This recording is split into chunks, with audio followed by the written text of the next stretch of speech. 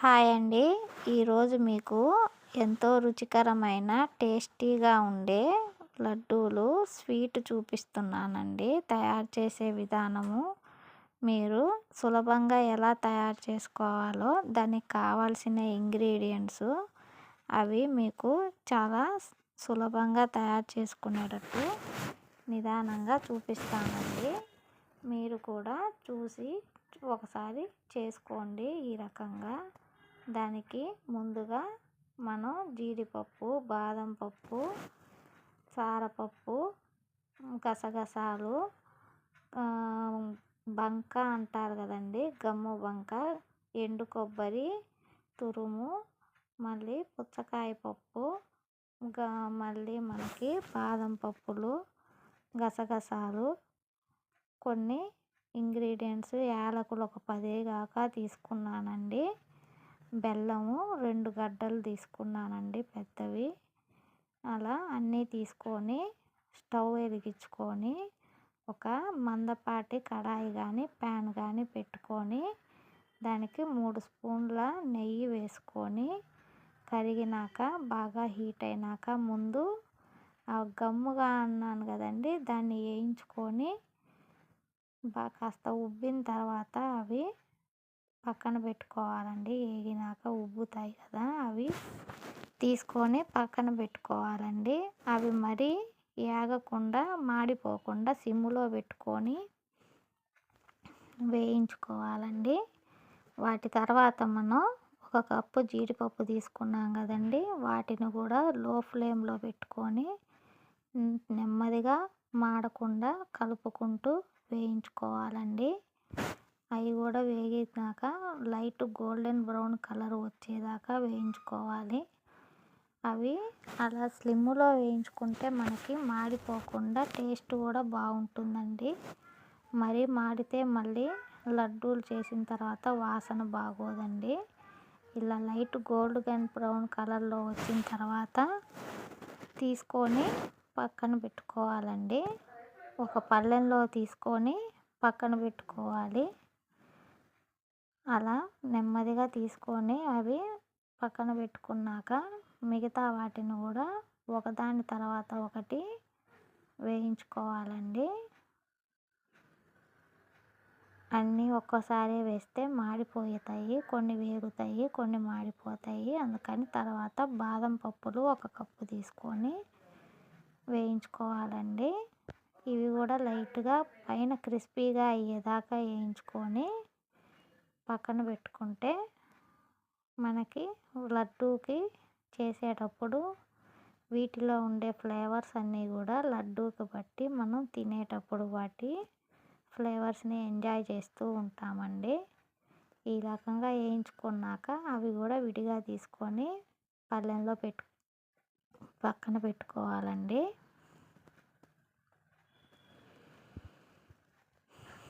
అన్నీ బాదం పప్పులు కూడా తీసి పక్కన పెట్టుకోవాలి. తర్వాత పిస్తా పప్పు కూడా మనం ఒకసారి లైట్గా వేయించేసుకుంటే సరిపోతుందండి. దీనికేం ప్రత్యేకంగా ఆయిల్, నెయ్యి అనేది వేయబడలేదండి. ఆ ఉండే ప్యాన్లోనే మనం ఒకసారి వేడెక్కించేదాకా వేయించుకొని క్రిస్పీలాగా అయిపోగానే తీసి పక్కన పెట్టుకుంటూ ఉంటే మనం లడ్డూ కట్టేటప్పుడు వాటిలో ఉండే పోషకాలు అవి మనకి రుచికి తగులుతూ ఉంటే బాగుంటుందండి. అందుకని తర్వాత పుచ్చకాయ పప్పు అవి కూడా వేసుకోవాలండి. ఇవన్నీ కూడా ఒక చిన్న బౌల్ ప్రకారం కొలతలు తీసుకున్నానండి. అట్లాగే ఇవి వేయించుకొని తింటే బాగుంటుందండి. ఈ రకంగా మనం వేయించుకొని ఒక్కొక్కటి నిదానంగా టైం పడుతుందండి. కాకపోతే మనం శ్రమ అనుకోకుండా ఒక్కొక్కటిగా వేయించుకుంటే దానిలో ఉండే క్రిస్పీనెస్ అనేది టేస్ట్కి బాగుంటుందండి. అందుకని ఈ రకంగా వేయించుకొని పెట్టుకోవాలి. తర్వాత గుమ్మడి గింజలు అవి కూడా వేసుకొని వేయించుకోవాలి. సారపప్పు, గుమ్మడి గింజలు, పుచ్చకాయ పప్పులు ఇవన్నీ కూడా వేయించుకోవాలి. ఒకసారి అట్లా లైట్గా వేయించుకున్నాక తీసి పక్కన పెట్టుకోవాలండి. ఇంకా సారపప్పు కూడా వేసుకున్నాము. అవి కూడా సన్నగా ఉంటాయి కదండి, ఒకసారి వేయించుకుంటే అవి మెత్తగా ఉండకుండా కొంచెం క్రిస్పీగా అవుతాయి కదా. దాంట్లోనే కొంచెం గసగసాలు తీసుకున్నానండి, 2 స్పూన్లు. అవి కూడా వేసుకోవాలి. వీటన్నిటినీ కూడా ఒక ప్లేట్లోకి తీసుకొని పక్కన పెట్టుకున్నాక, ఎండు కొబ్బరి పచ్చి వాసన ఏమీ లేకుండా లైట్గా ఒక రవ్వ డ్రై డ్రై రోస్ట్ లాగా అయ్యేదాకా వేయించుకోవాలి. అదంతా వేగిన తర్వాత ప్యాన్లో అన్నీ తీసుకొని చల్లార్చుకోవాలండి.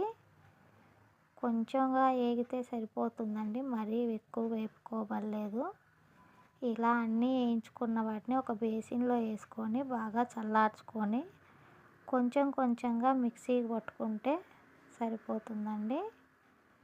కొంచెం కొంచెంగా వేసుకొని మనం మరీ మెత్తటి పేస్ట్లా కాకుండా లైట్ బరక ఉండేటట్టు మిక్సీకి తిప్పుకోవాలి. అలా అన్ని పప్పులు కూడా కొంచెం కొంచెంగా వేసుకొని మొత్తంగా వేసి మిక్సీకి పట్టుకోవాలండి. మిక్సీకి పట్టుకున్నదంతా ఒక పళ్ళెంలో వేసుకొని పెట్టుకోవాలి.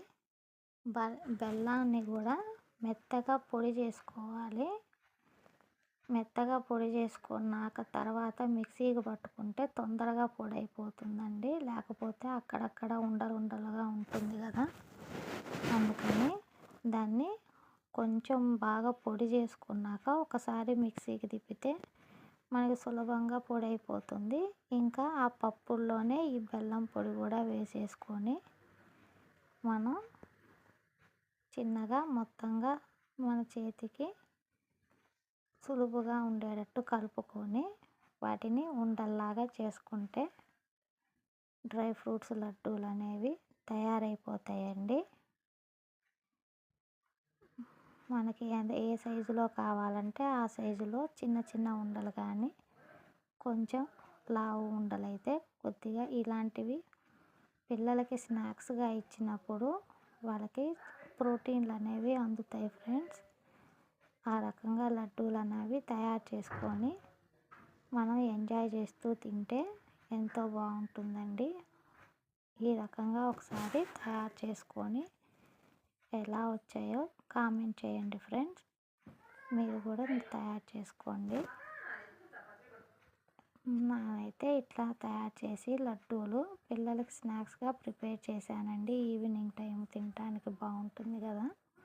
అంతే friends. Thanks for watching. Like and share, subscribe friends.